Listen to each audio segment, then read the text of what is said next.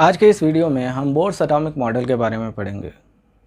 Bourse atomic model Rutherford atomic model और Planck's quantum theory के basis पे propose किया गया है। आइए देखते हैं बोर्स एटॉमिक मॉडल।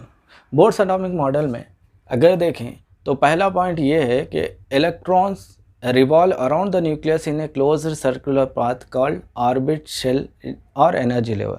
जैसे कि आप जानते हैं रुदरफोर्ड एटॉमिक मॉडल के हिसाब से न्यूक्लियस एटम के सेंटर में रहता है और इलेक्ट्रॉन से न्यूक्लियस के अतराफ घूमते हैं।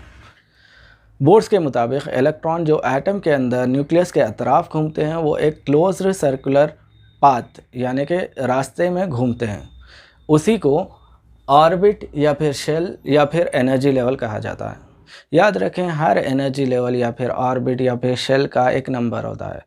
उसे 1 2 3 4 से या फिर KLMN से डिनोट किया जाता है। ऑर्बिट को 1 2 3 4 या फिर KLMN से डिनोट किया जाता है। जैसा जैसा ऑर्बिट का नंबर इंक्रीज़ होता है वैसे ही उसका साइज़ और एनर्जी इंक्रीज़ होता है। और एडजेसेंट ऑर्बिट यानी बाजू बाजू रहने वाले ऑर्बिट्स के एनर्जी का अगर डिफरेंस देखें तो वो डिक्रीज़ होता है। याद रखें, यहाँ पर मिसाल के तौर पे हमने एक एटम का एक मॉडल लिया है। ये कंप्लीट मॉडल नहीं है, याद रखें क्लोज्ड सर्कुलर पाथ होते हैं। हमने जगह की तंगी की वजह से छोटा सा डायग्राम उतारा है।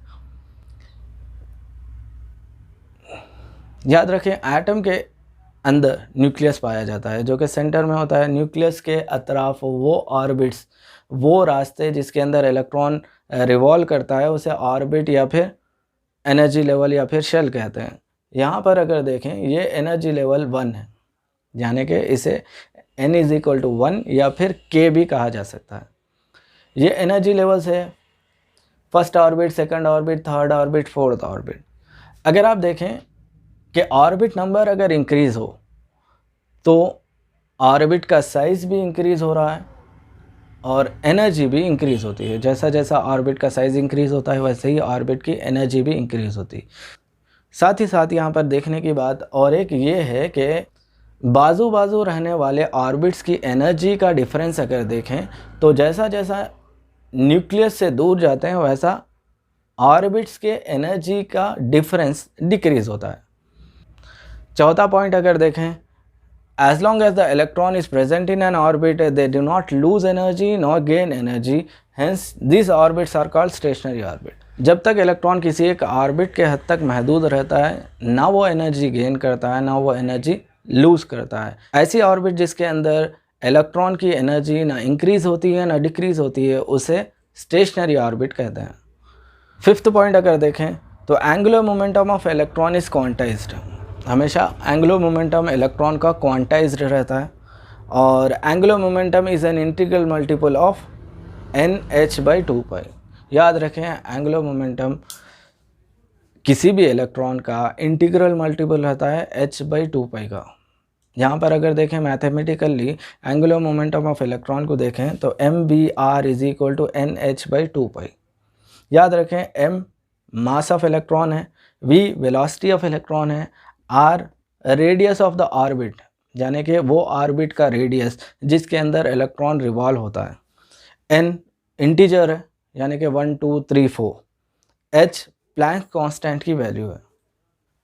बोर्स एटॉमिक मॉडल का आखिरी पोस्टुलेट अगर देखें तो जब भी कोई इलेक्ट्रॉन लोअर एनर्जी लेवल से हायर एनर्जी लेवल को जंप करता है तो एनर्जी अब्जॉर्ब होती है और हायर एनर्जी लेवल से लोअर एनर्जी लेवल को जंप करता है तो एनर्जी एमिट होती है। एनर्जी जो अब्जॉर्ब होती है या फिर एमिट होती है वो हमेशा ऑर्बिट्स के दरमियान के एनर्जी की डिफरेंस के बराबर होती है। अगर इसी को मैथमेटिकली रिप्रेजेंट करें तो E2 - E1 = hμ आता है। याद रखें, E1 energy of first orbit है, E2 energy of second orbit है, म्यू यहाँ पर फ्रीक्वेंसी है, h प्लैंक्स कांस्टेंट और प्लैंक्स कांस्टेंट की वैल्यू हमेशा 6.625 × 10⁻34। बोर्स मॉडल में पाए जाने वाले डिमेरिट्स की बात करें तो बोर्स मॉडल हमेशा हाइड्रोजन एटम या फिर उस जैसे एटम्स के स्पेक्ट्रम को एक्सप्लेन करने में कामयाब रहा है। इसके अलावा वो एटम्स या फिर आयंस जिसके अंदर इलेक्ट्रॉन्स की तादाद 1 से ज़्यादा हो उसके स्पेक्ट्रम को बोर्स मॉडल एक्सप्लेन नहीं कर पाया है। और डिफेक्ट्स की बात करें तो Bohr's model fine structure of spectrum को एक्सप्लेन नहीं कर पाया है। इसके साथ साथ बोर्स मॉडल ज़ीमैन इफेक्ट और स्टार्क इफेक्ट को एक्सप्लेन नहीं कर पाया है। अगर बोर्स एटॉमिक मॉडल को शुरू से देखें तो हमेशा इलेक्ट्रॉन जिस पाथ में ट्रैवल करता है उसे ऑर्बिट या फिर एनर्जी लेवल या फिर शेल कहते हैं। हर शेल या फिर ऑर्बिट का अपना अपना नंबर होता है, जैसे कि 1 2 3 4 या फिर KLMN। जब तक इलेक्ट्रॉन किसी एक ऑर्बिट में रहता है, ना उसकी एनर्जी बढ़ती है ना उसकी एनर्जी कम होती है। उस इलेक्ट्रॉन के ऐसे इस ऑर्बिट को स्टेशनरी ऑर्बिट कहते हैं। एंगुलर मोमेंटम हमेशा क्वांटाइज्ड होता है और एंगुलर मोमेंटम की value integral multiple of NH/2π होती है। और जब भी कोई इलेक्ट्रॉन लोअर एनर्जी लेवल से हाइयर एनर्जी लेवल को जंप करता है तो एनर्जी अब्जॉर्ब होती है। जब भी कोई इलेक्ट्रॉन हाइयर एनर्जी लेवल से लोअर एनर्जी लेवल को जंप करता है तो एनर्जी एमिट होती है।